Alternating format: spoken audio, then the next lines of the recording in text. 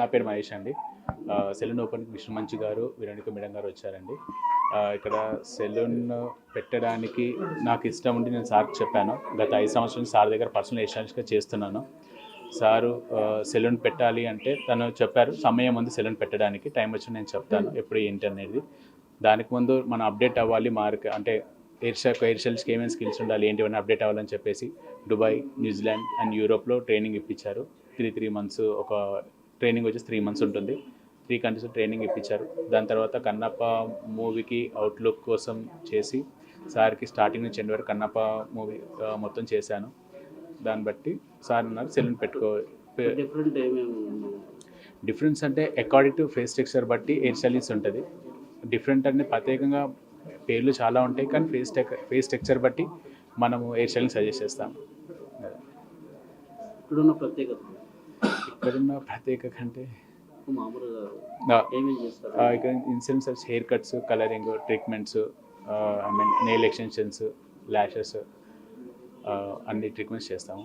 Maximum ఇన్సెలూన్లో ఏం జరుగుతుంది.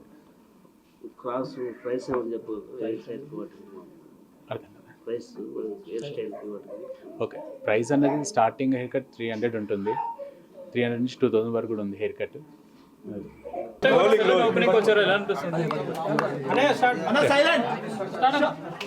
జనరల్గా సెలూన్ ఓపెనింగ్స్ కానీ ఏ ఓపెనింగ్స్ కన్నా రావడానికి నాకు చాలా మొహమాటం. కానీ మహేష్ నా స్టైలిస్ట్, నా పర్సనల్ స్టైలిస్ట్, చాలా టాలెంటెడ్ మనిషి. నేను ఒక 5 సంవత్సరాల ముందు నాకు పర్మనెంట్గా ఒక హెయిర్ స్టైలిస్ట్ కావాలి, షూటింగ్స్కి లేకపోతే ఈవెంట్స్కి కావాలి, పర్మనెంట్గా కావాలనుకున్నప్పుడు మహేష్ని ఎవరో నా దగ్గరకు పంపించడం జరిగింది.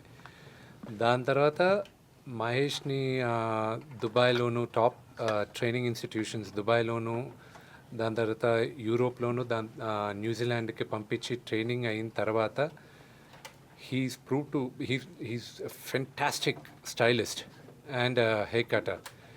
అండ్ ఈరోజు తను స్వయం కృషితో తను ఈరోజు ఒక సెలూన్ 2 అని ఓపెన్ చేసింది. నాకు చాలా హ్యాపీగా ఉంది. ఐ ప్రే ఆ పరమేశ్వరుడిని, బాబాని, ఆయన వాళ్ళ ఆశీస్సులంతా మహేష్కి ఇవ్వాలని మనస్ఫూర్తిగా కోరుకుంటున్నాను. ఎస్, ఆ లుక్ వన్స్ డిజైన్ అయిన తర్వాత మొత్తం సినిమా మొత్తం మహేషే ఆ స్టైలింగ్ చేసింది కన్నప్పకి.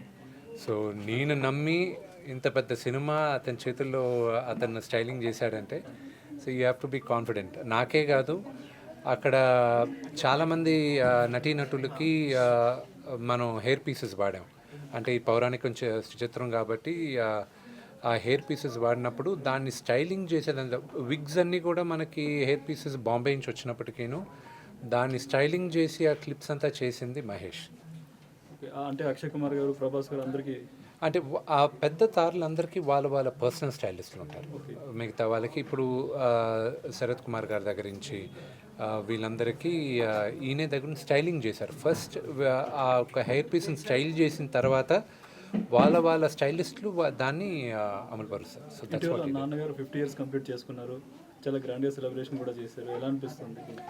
50 years celebration grand event next year నవంబర్లో ఉంటుంది, 2025 నవంబర్లో ఉంటుంది. అప్పుడు దాకా ప్రతి నెల ఒక ఈవెంట్ చేయబోతున్నాం. అది ఇప్పుడు డిసెంబర్లో వచ్చే ఈవెంట్ వచ్చి ప్రతిరోజు ఆయనకి నచ్చిన సీను, ఆయన ఇన్ని సంవత్సరాలుగా ఆయన దాదాపు 600 చిత్రాలు నటించారు. ఈ 600 చిత్రాల్లో ఆయనకి నచ్చిన 31 సీన్లు రోజుకొకటి ఆయన డిస్ప్లే చేస్తూ ఉంటారు, అంటే ఆయన ట్వీట్ చేస్తుంటారు. So I'm also looking forward ఆయన 31 ఫేవరెట్ సీన్స్ ఏంటి అని తెలుసుకోవడానికి. వాటిలో మీ ఫేవరెట్ సీన్ ఏంటి? One of my all time favourite scene Assembly రౌడీలో.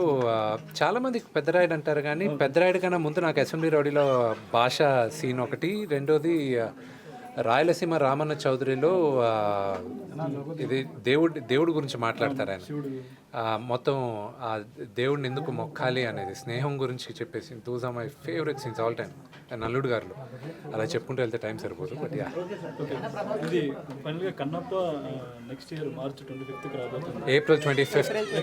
April 25th రాబోతుంది. సమ్మర్లో మీకు మరి ఏ సినిమా పోటీకి రాదని అనుకుంటున్నారా?